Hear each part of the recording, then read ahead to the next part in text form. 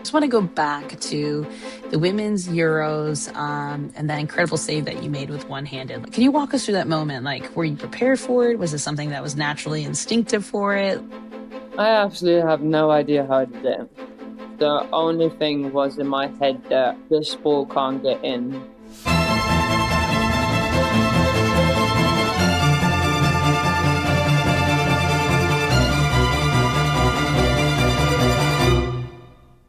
I'm Christina Unkel, and this is Soccerish. Lots of voices ahead, and I'll jump in when you need to know who's who. Lori, Lindsey, and I spent the year digging into what it really means to be a goalkeeper with Tony Meola, Jill Loyden, Ann-Katrin Berger, and even Danny Higginbotham. Plus a light, honest sidebar with 5'3", or is it 3'5", sports bra founder Jenny Nguyen. Act 1. Who'd be a goalkeeper? Hall of Famer Tony Meola. When I was like 10 or so, like 1990 Men's World Cup, right? And I thought you were the coolest. You had the mullet, you had the tight goalkeeper jersey, the pull-on like goalkeeping gloves. And I mean, I was like 5 years into playing at that time, maybe six, but I was like, I want to be a goalkeeper. I want to be Tony Meola. And my dad would he built us a goal in the backyard. I'd make my brother come out there and shoot on me, and I would just pretend like I grew my hair out like mullet. It was already a little bit like a mullet, but I would just sit there and pretend. I would punt the ball up against our house and pretend that I was you when I was like 10 years old. Just Can can we explain to people who don't know how cool the mullet was back then? Because I feel like oh, if you say mullet dynamite. now and you don't give any context to it, you're like, it wasn't cool, but back then it was. But anyway, Lori, thanks for sharing that story. Yeah. I'm so happy you didn't turn into me. That's all I can say. No, I was I'm so happy obsessed you with went it. another direction.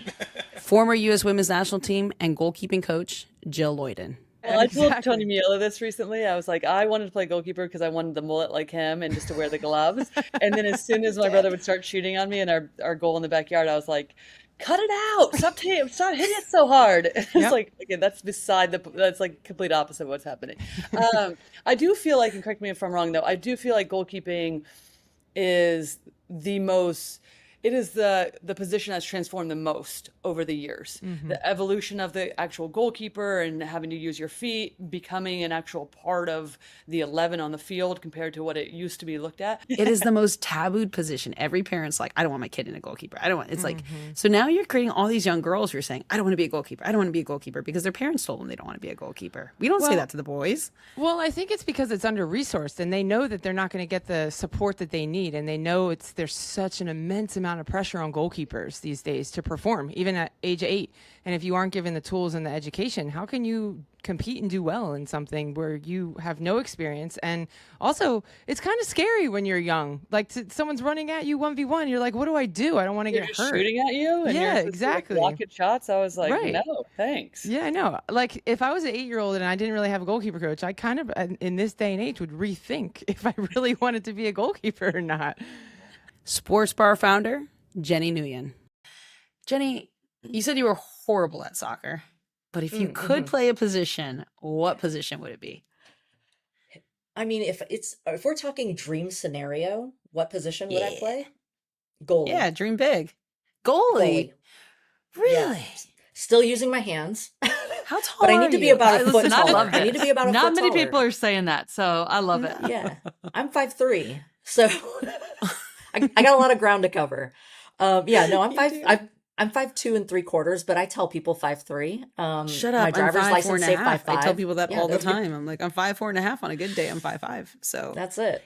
That's it. interesting. Keeper. I love it. So you're a little crazy then is what we're learning. Maybe just a Yeah, touch. that's And proper. running isn't my jam. I don't want to like hardcore break a sweat and run a bunch. I definitely don't need to score any goals. But I do like the idea of protecting things, guarding things. Defense has been my Okay. jam in basketball. So, Yeah. and it might just be a Okay. default because I'm like not a good shooter, but maybe No, I gotta love this take answer. I you love got- this. And I think that ultimately, at TKI, we don't just work with pros. We work with 8-year-olds, 9-year-olds, 13-year-olds that maybe were playing high school, maybe playing college. But you know what? The bravery that they exude to try things in a vulnerable position in training is the same bravery that they're going to use when they go ask their boss for a raise or they go in and, maybe tell their parents, like, here's my partner, or that they make a hard decision in what school they're going to go to, or whatever it might be. But that bravery is the same bravery that they can tap into. And to us, like, building character is ultimately the goal in this whole thing. Yeah. I think that's better than having any sort of data. Yeah. It's like, oh, here we go, right? It's just about, that's the lifelong learning. Act 2, look, no hands. And it naturally begins with Gotham in Germany's Ann-Katrin Berger. I would try to let them play as long as possible outside of the goal, because catching the ball, obviously, you can learn that over like 2-3 years. That's not a problem at all. But like the younger kids, I truly believe they should play for, well, maybe not as late as me, because I played as a striker till I was 16. But yeah, like even my nieces, I try to tell them, like, play so many different positions for as long as you can, and then at some point you can just like choose whatever position you like. Pundit Danny Higginbotham. Now, when we talk about goalkeepers, the first thing that gets mentioned, are they good with their feet? That seems to be, and I'm not saying this is happening at clubs, but I can guarantee that one of the top 3 topics for a goalkeeper is, oh well, can he play out from the back? Is he good with his feet? Where, for so long it was, can he stop the ball going into the back of the net? I enjoyed doing, and I think I was ahead of my time, and I was good at it. Two, we didn't have a lot of coaches that were willing to play it. Like Pep Guardiola kind of screwed up world football, right? Like everyone wants to play that way, and the I love the youth expectation- clips of the kids playing like that. Yeah, there's a different ask of the goalkeepers these days. What I don't like, literally 2 days ago, a buddy of mine was at an academy training, an MLS academy training, watching his son, who is not a goalkeeper, but he was a goalkeeper, and he sent me he said, I've been standing here for 20 minutes, and the goalkeepers haven't touched the ball with their hands once. And then I got to think, I've been standing here for 30 minutes, and the goalkeepers haven't touched the ball with their hands once. And we got up to 45 minutes. I'm like, dude, you got to stop, man. This is the way they train goalkeepers now. He's like, I don't understand it. I still think that the number one mission for the goalkeepers is to save the ball. Just like I think for center backs, the number one mission is to be a good defender, and then you have to have the ability to play out of the back. And you can always simplify it for everybody, but the ask is completely different for goalkeepers now than it was back in the day. But I would have loved to have played in this day and age with regards to that part of the game. The diving 300 times a day, like I'm okay living without it right now. I'm good. But that part would have been fun. And I think, and that's the same with like the positioning of a goalkeeper as well. You can prevent so many counterattacks just being high. I'm not saying don't be silly and overdo it. And sometimes, yes, you get it wrong. Everyone gets it wrong. It certainly has evolved the most. I mean, we're asked to do so much more. So if you think about American goalkeeping, our history, we've always had the best. We had Brandon Scurry for a decade. We had Hope Solo for a decade. And then we had Alyssa Nair. And essentially, those 3 goalkeepers have really commandeered all the minutes for U.S. women's national team. And they have been known for their incredible shot stopping, right? And I think that era of goalkeeping is over, because the game has just asking different questions and asking different problems for goalkeepers to solve way more than just shot stopping. And I think more than ever, we're seeing goalkeepers being asked to prevent shots more often. And, you watch Ann-Katrin Berger for Gotham and for Germany, she plays an extremely high vertical position. She is very elite at being able to protect the goal area. So crosses, she comes out really far on crosses and through traffic, but she's also fantastic with the ball at her feet. That's why I love playing football in different countries as well, because every single country has their specific way to play. And that's how I improved and tried to be a little bit more different, and maybe sometimes risky, sometimes not. It depends on the people actually know me, and like how I developed that over the years. It's not just coming from 1 or 2 years. It's literally my whole career.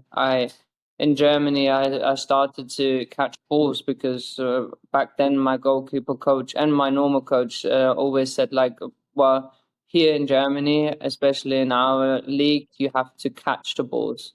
So I like the main focus was obviously being um, more mindful to catch the balls instead of punching the balls. And I think over the Yeah. years, I think now a lot of goalkeepers are punching or like putting it to the side, but not really catching it anymore. And in France, I had to learn. I had like one shot over 90 minutes on target if it was a normal game, and there was only one or two games where maybe I had more to do, but besides that, there was literally nothing. So I had to start playing. Okay, how can I prevent playing with the team to maybe don't even have to catch a ball during 90 minutes. So that's where then my playing style just developed. And then Yeah. in England was a little bit of both, where I still had to be goalkeeping and keeping the ball out of my net. But also at Chelsea, they wanted me to play a little bit more under pressure. But then also the mindset, I didn't have a lot of shots on target during a game. I could be like 90 or let's say 70 minutes without any contact with the ball. But then in that moment, I had to be there for only one shot. Act 3, The Goalkeeper's Story. I want to go back to the women's Euros and that incredible save that you made with one-handed. Like, can you walk us through that moment? Like, were you prepared for it? Was it something that was naturally instinctive for it? Like, I know you've relived it multiple times. I know everyone asked you for it, but I think it's still very cool to hear you talk it through. I absolutely have no idea how I did it. I've never practiced it. I would love to say yes, that was on purpose and that was like the perfect scenario.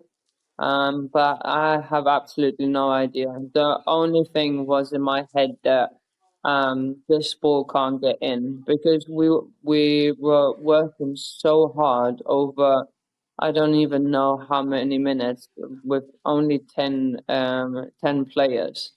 And that for me, like from all the shots and from all the chances they had, we can't concede a goal, like an own goal.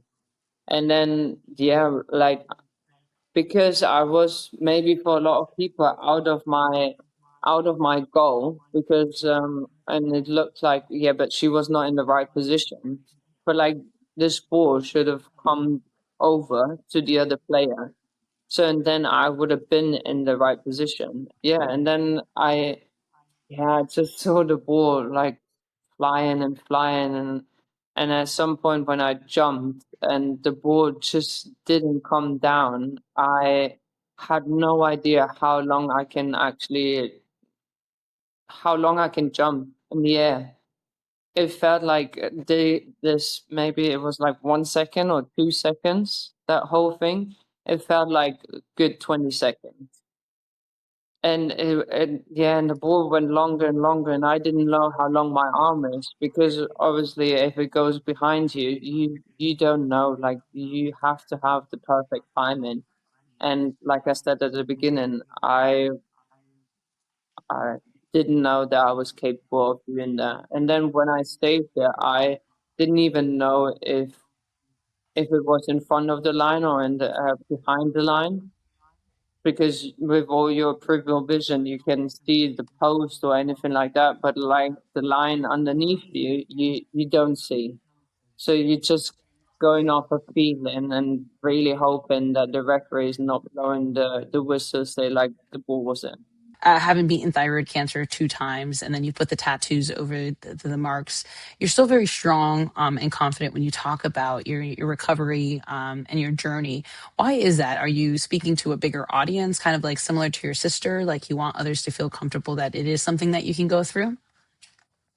Um, Yeah, I always like to help people. I think that's also a reason maybe why I became a goalkeeper because I like to help people in front of me. So, um, but yeah, it was for me like I had so many conversations with doctors, and they like all said like, oh, some were ashamed of that they had cancer or like kind of illness, or then they were just like kept everything from for themselves, and most of the time everyone knows keeping things for to themselves is not healthy. So you already, maybe your body is telling you already you're not healthy, then keeping it for yourself is also then not healthy. That's like a double weight on you. And yeah, and for me it was always like I maybe have the platform to help people, and that's why should I be ashamed of I can't do anything about it, so why should I be ashamed of it? And yeah, and I just want to like let people know, yes, maybe they see me as like a really like a superstar or like a role model or anything like that, and but at the end of the day, even us as football players, we can get hit with these kind of things as well. And that's why like it was a little bit of, yeah, helping people, but then also telling people, you know what, whatever you say, even if it's a nice thing to say or not a nice thing, what comes back as well that we are just human beings. So let us treat we treating you as a human being, so the other way around will be perfect as well. And if I can only help one or two people out of I don't know how many, then that also makes me very, very happy. And like I said, there is apparently a lot of people that they are very unhappy and can't push through all these things because they are hard. I'm not saying it's easy to go through these kind of things, but if you let people help you and if you listen to other people's experience, maybe it will help you and open up. And then there's only one way, and that's then the illness. And that was for me always the case, that I want to put that message out there to say that you don't have to be afraid, and you also don't have to go through it by yourself. No, and I think the tattoos, right? You said that you have. I remember reading something about like the tree, and then you have a compass on them, and the symbolisms for it. Like I just, by the way, I love symbolism. So, like, what do those signify for you? Well, the compass was like one of, yeah, my first one for like the illness bit, because my compass has 3 dates on it. It was the day where I got diagnosis. Mm. The second one was when I had my operation, and the third one was when I had my treatment. And I put it in order. So in the south is what do you call it? The cancer, the bowel, Oh, is the it bowel? infinity, Yeah, that's it. the infinity symbol. I Yeah, have that one, right? I have that in the south because that's what obviously the south is the brightest moment in on a day, and the north was the worst day where I got diagnosed with it. And yeah, and it's just like it doesn't matter where you are, and because I had it in England, I was not even near my family or anywhere. That's why I had to put it into a compass thing, and it doesn't matter where you are, you can do when you give your best in everything you can do, then it will always be enough.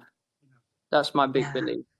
And then the tree was when I had my second treatment. I um, it is not a nice treatment because you're always like sitting in a room and you're radioactive, and you can't have people around you, really. If you could sign language something to your sister right now, what would it be?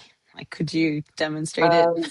Um, my sister and me, we have ongoing thing. Even in the Euros, I did it, where it's actually an English thing. So obviously, sign language in Germany and then in China and in America, everywhere is completely different.